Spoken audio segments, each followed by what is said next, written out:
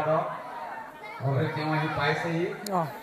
তেওঁক আদৰিব এখন সুনাম গামোচা ট্ৰাইবেল সংঘৰ সদস্য শ্ৰীযুত মাহমুদলৈ সাজু থবলৈ আমি অনুৰোধ জনালোঁ। গতিকে এই আমাৰ মঞ্চত শ্ৰীযুত দীপক মাদাই তিৱা কেন্দ্ৰীয় সাধাৰণ সম্পাদক তেওঁক আদৰিব আমাৰ ট্ৰাইবেল সংঘৰ সদস্য শ্ৰীযুত মামু বৰাই বৰদলৈ। ধন্যবাদ। চাংজুৰিবাসী ৰাইজক তিৱা জাতীয় অনুষ্ঠান আমি পাতিবলৈ চেষ্টা কৰিম আৰু এই অনুষ্ঠানত আমি পাতিবলৈ যাওঁতে বিশেষকৈ আমাক আৰ্থিকভাৱে আমি সদায় আৰ্থিক দিশত আমি চাব লাগিব আৰু আপোনালোকে যদি ইয়াত যিসকলে উদ্যোক্তা হৈছে মই তেওঁলোকক আহ্বান কৰিছোঁ যে আগন্তুক দিনত অহা বছৰৰ আপোনালোকে সকলোৱে দলে বলে ওলাই তিৱা সাহিত্য পৰিষদৰ মুখ্য কাৰ্যবাহী সদস্যটোক আমি ইয়াত আনিবলৈ ব্যৱস্থা এটা কৰি দিব লাগিব যাতে তেখেতেও ইয়াত আহে আৰু ইয়াত আহি যাতে গম পায় ইয়াতো আমাৰ তিৱা ৰাইজে আছে আৰু তিৱা ৰাইজৰ কাৰণে তেখেতে যদি সুবিধা পাৰে তিৱা সাহিত্য পৰিষদৰ শ শ কোটি টকা আহে সেই টকাৰে যদি অন্ততঃ এই ইয়াত শিক্ষা দিশত সাংস্কৃতিক দিশত যদি আমি কিবা এটা আগবঢ়াই দিবলৈ পাৰোঁ সেই কথাটো মই তিৱা সাহিত্য পৰিষদৰ মুখ্য কাৰ্যবাহী সদস্যক এই মঞ্চৰ জৰিয়তে মই আৰু অহা কেইদিনমানৰ পিছত মই যামেই যিহেতু নেকি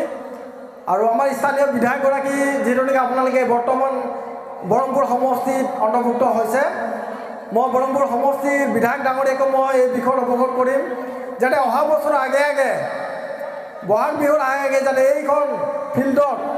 আমি ৰংগমঞ্চ এটা দেখিবলৈ পাম মই যিমান পাৰোঁ মই সংগঠনৰ ফালৰ পৰা মই চেষ্টা কৰিম আৰু আপোনালোকৰ সহায় যোগিতা আমাক নিশ্চয় লাগিব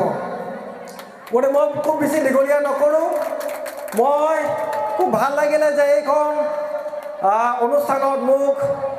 এখন মানে এটা ভাল গুৰুত্বপূৰ্ণ দায়িত্বত যেতিয়া মোক দিলে মঞ্চ উদ্বোধনৰ কাৰ্যসূচী মই আচলতে মঞ্চ উদ্বোধনৰ কাৰ্যসূচী মই তেনেকৈ কৰি পোৱা নাই তথাপি যিহেতু নেকি জাতিয়ে বিচাৰিছে জাতি বিচাৰিলেতো আহিব লাগিব জাতিৰ বিপদত আমি সদায় থিয় হ'ব লাগিব সি লাগিল মৰিগাঁৱে হওক কাৰ্বি আংলঙে হওক নগাঁৱে হওক সি লাগিলে চাংজুৰিয়াই হওক আমি তিৱা ছাত্ৰ সন্থাই সদায় আপোনালোকৰ আছোঁ আপোনালোকৰ লগত আছোঁ আপোনালোকৰ জাতিৰ আপোনালোকৰ ইয়াত সমস্যাসমূহ সমাধান কৰিবৰ কাৰণে যদি কেতিয়াবা বিপদতো আপোনালোকে এইখন গাঁৱত পৰে আপোনালোকে আমাক সদায় বিচাৰি পাব আপোনালোকে অকলশৰীয়া কেতিয়াও অনুভৱ নকৰিব যে আপোনালোকে তিৱা সাহিত্য পৰিষদৰ অন্তৰ্ভুক্ত নহ'লেও আপোনালোকে তিৱা হয় আপোনালোকৰ বিপদত আমি তিৱা ৰাইজে সদায় থিয় দিম গতিকে মই খুব বেছি দীঘলীয়া নকৰোঁ মই সমূহ ৰাইজক শেষবাৰৰ বাবে ধন্যবাদ জ্ঞাপন কৰি মোৰ এই সমূহ বক্তব্য মই ইয়াতে সামৰণি মাৰিছোঁ বুলি ঘোষণা কৰিছোঁ এখন তিৱা ফালি বুলি কয় এখন তিৱা টাকলা বুলি কয় আৰু পুৰুষসকলে যিটো মানে ধুতি পিন্ধে বা এইটো আমি চুৰিয়া বুলি কওঁ থানা বুলি কওঁ আৰু মহিলাসকলে যিটো বৰ্তমান মই দেখিছোঁ আমাৰ মহিলাসকলে আমাৰ ছোৱালী কেইজনীমানীয়ে তিৱা জাতীয় সাজ মহিলাসকল পৰিধান কৰা দেখিবলৈ পাইছোঁ আৰু মই আশা কৰিছোঁ আজি যদি মই দুই এজনৰ ডিঙিত মই তিৱা ফালি দেখিছোঁ আগন্তুক দিনৰ প্ৰতিটো ইয়াত থকা তিৱা ৰাইজৰ আমাৰ মহিলাসকলৰ যিটো আমাৰ ট্ৰেডিশ্যনেল ড্ৰেছ পৰিধান কৰাটো মই দেখিবলৈ পাম বুলি মই আশা কৰিছোঁ আৰু আমি ইয়াত মই অলপ আগতে কৈছিলোঁ যে ইয়াত মুকলি মঞ্চৰ এটা প্ৰয়োজনীয়তা আছে আপোনালোকে গম পায় যে তিৱা অট'নমাছ কাউন্সিল এটা আছে তিৱা সাহিত্য পৰিষদ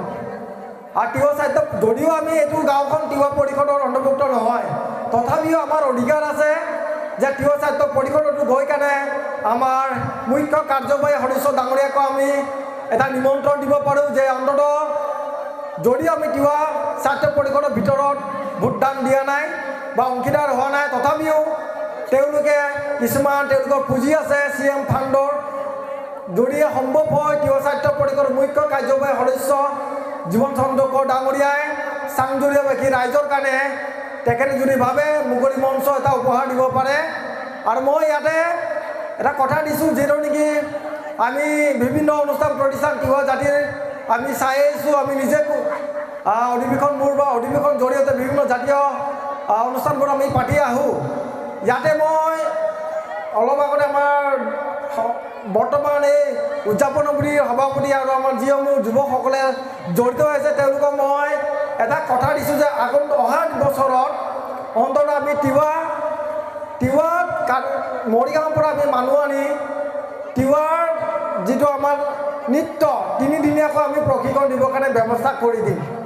ভাল হ'বনে বেয়া হ'ব? 3 দিনীয়া আমি তিৱা ইয়াতে আমাৰ কালচাৰ ট্ৰুপছ এটা বনাম। আমাক যুৱতীসকলে ওলাই আহিব লাগিব, ইয়াতে কালচাৰ টিম এটা আমি বনাম আৰু 3 দিনীয়া আমি প্ৰশিক্ষণ এটা দিম।